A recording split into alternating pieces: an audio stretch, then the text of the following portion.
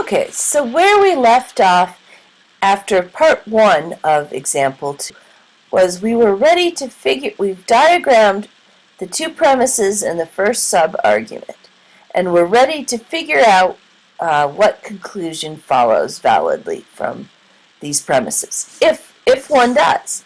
It might be that we have to go and switch things around.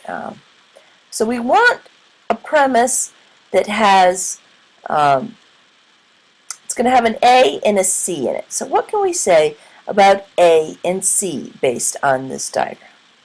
Well, one thing we can say is that there is something that is C that is not A. So we can say some C are not A. Okay, good. So then that can become, first we need to, let's grab our subargument 2, because that's what we're going to do next. So we'll just make a little space here. Okay, and then we can fill in some C are not A as the missing premise.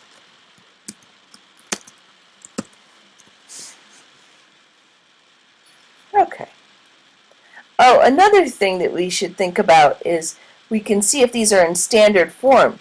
And this one we can see is, as it happens. We can't really tell that till we know what the conclusion is, right?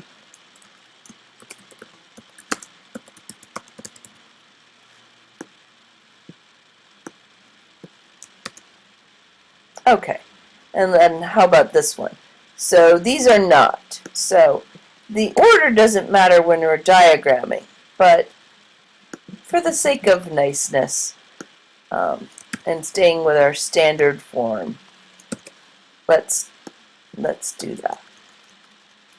We're still going to diagram P4 first because it's a universal premise. And that just makes our lives easier.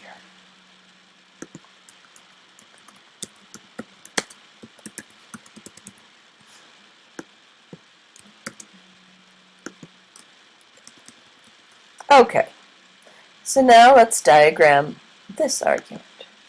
I'm just going to scooch this picture down a little. We need to label our circles. So we'll label this first one C, and the next one A,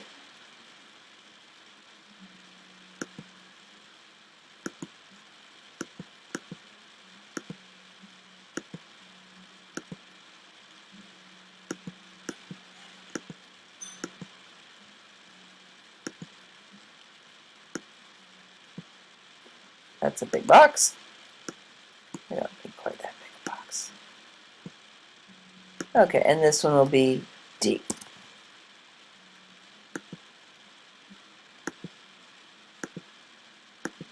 Okay, so now let's do the universal premise first. So no C are D. Fill that in.